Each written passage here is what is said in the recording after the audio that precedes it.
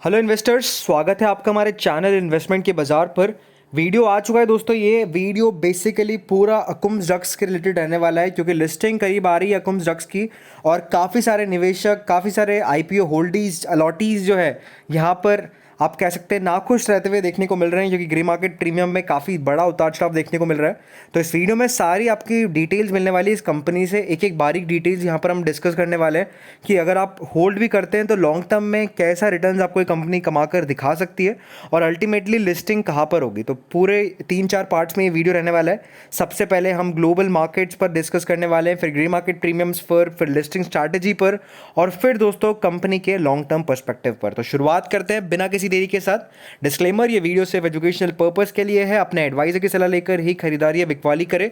शुरुआत करें global markets के साथ। तो अभी गिफ्ट निफ्टी 87 पॉइंट नीचे ट्रेड कर रहा है और यहाँ पर सबसे ज़्यादा जो फॉल देखने को मिल रहा है वो दोस्तों जापान के इंडेक्स पे, यहाँ पर दूसरी इंडेक्स नंबर पर आता है नैस्डैक और थर्ड नंबर पर है डाउ जोन्स। ये सारे दोस्तों इंडेक्स आपको काफ़ी ज़्यादा गिरावट करते हुए देखने को मिल रहे हैं। और यहाँ पर अगर आप फॉरेन मार्केट्स की बात करेंगे तो फॉरेन मार्केट्स टम्बल्स होते हुए देखने को मिले, यानी धाराशाही आपको मार्केट होते हुए देखने को मिले ड्यू टू जॉब रिपोर्ट्स। जी हाँ, जॉब रिपोर्ट्स दोस्तों आप कह सकते हैं काफ़ी ज़्यादा खराब आते हुए देखने को मिले। एग्जैक्ट आंकड़े तो हमको नहीं पता, बट अप्रॉक्सीमेटली 1,85,000 जॉब्स का, आई थिंक 1,85,000 जॉब्स का था, बट 1,12,000 जॉब्स ही आती हुई देखने को होती हुई देखने को मिली, जिसके चलते डेफिनेटली यहाँ पर फॉल देखने को मिला है।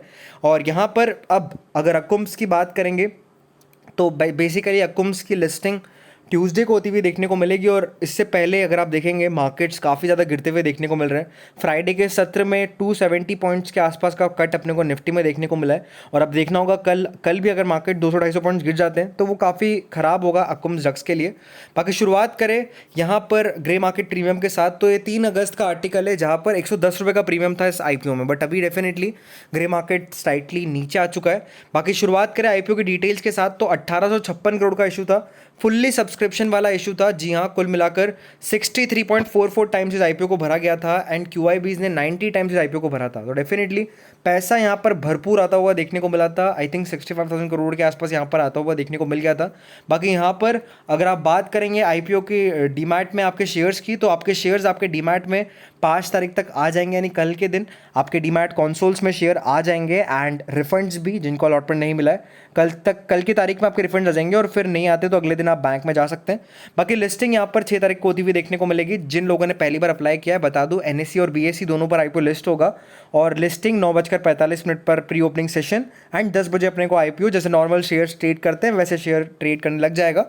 बाकी यहाँ पर अगर आप बात करेंगे ग्रे मार्केट प्रीमियम की तो काफ़ी सारी वेबसाइट्स मैं यहाँ पर लेके आया हूँ। 3 बेसिकली मेजर वेबसाइट्स यहाँ पर लेकर आया हूँ। सबसे पहले चित्तौड़गढ़ 92.5 रुपीज़ का प्रीमियम यहाँ पर बन रहा है, 13.62% का प्रीमियम यहाँ पर बनता हुआ देखने को मिल रहा है। सेकंड वेबसाइट है अपने पास दोस्तों आईपीओ चाणक्य की एंड यहाँ पर लगभग 98 रुपीज़ का प्रीमियम बन रहा है। थर्ड वेबसाइट है अपने पास आईपीओ वॉच की, यहाँ पर 130 रुपीज़ का प्रीमियम बन रहा है। तो इस हिसाब से कुछ ग्रे मार्केट प्रीमियम इस आईपीओ का रह रहा है। इन ऑल अगर आप बात करेंगे 14% के बीच का प्रीमियम यहाँ पर ज़रूर बनता हुआ देखने को मिल रहा है। बाकी यहाँ पर दोस्तों मेजरली अगर अपन देखेंगे तो 90 रुपीज़ का एवरेज अगर प्रीमियम लेके भी चले अपन तो लगभग 1980 रुपीज़ का मुनाफा, यानी 1980 रुपये का मुनाफा यहाँ पर एक लॉट पर बन रहा है, which is not that good, क्योंकि डेफिनेटली एक टाइम पर 31% का प्रीमियम मैंने देखा इस आईपीओ के अंदर, लेकिन अभी सिर्फ 14% का प्रीमियम है। तो ये दोस्तों प्रीमियम डेफिनेटली काफ़ी कम होता हुआ देखने को मिल गया है। बाकी यहाँ पर अगर आप बात करेंगे estimated listing price current grey market premium के हिसाब से 769 रुपीज़ का एस्टिमेटेड प्रीमियम यहाँ पर बन रहा है। तो प्रीमियम अगर आप देखेंगे तो मेरे हिसाब से डेफिनेटली दोस्तों अनुमान से काफ़ी कम बनता हुआ देखने को मिल रहा है। बाकी यहाँ पर अब जो लोग खरीदारी के बारे में सोच रहे हैं, क्योंकि डेफिनेटली खरीदारी इस आईपीओ में ज़रूर की जा सकती है, तो मैं यही कहूँगा खरीदारी तभी करें जब ये आईपीओ अपने इशू प्राइस के नीचे लिस्ट हो। जी हाँ, काफ़ी बड़े ये वर्ड्स है। अगर इशू प्राइस के नीचे ये आईपीओ लिस्ट होता है, क्योंकि अगर मार्केट गिरते हैं, अगर मान लीजिए मंडे के दिन में मार्केट गिरते हैं, ट्यूसडे को भी मार्केट की शुरुआत नीचे होती है, तो और अगर ये आईपीओ नीचे लिस्ट होता है तो मैं यही कहूँगा 640 से 660 एक रेंज है, उस रेंज में अगर आप पकड़ना चाहते हैं इस आईपीओ को तो डेफिनेटली पकड़ सकते हैं। और यही मेरी स्ट्रैटेजी रहती हुई देखने को मिलेगी उन लोगों के लिए जिन लोगों को आईपीओ अलॉट नहीं हुआ है। बाकी जिन लोगों को आईपीओ अलॉट हुआ है मैं यही कहूँगा अगर मान लीजिए 750 760 के जोन्स में IPO लिस्ट होता है। 10 से 15 रुपये, मैक्सिमम 15 रुपये का आप स्टॉप लॉस रखिए इस काउंटर के अंदर।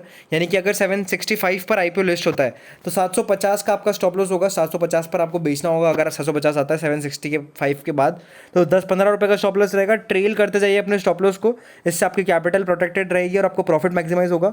बाकी अब अगर बात करें लॉन्ग टर्म पर्सपेक्टिव की कंपनी की, तो लॉन्ग टर्म में अगर आप देखेंगे तो सबसे पहले एंकर लॉक की बात करें तो 1 सितंबर को यहाँ पर 50% शेयर्स का एंकर लॉक आप कह सकते हैं बंद होता हुआ देखने को मिलेगा। एंड बाकी के शेयर्स के लिए 31 अक्टूबर को यहाँ पर एंकर लॉक इन पीरियड खत्म होता हुआ देखने को मिलेगा।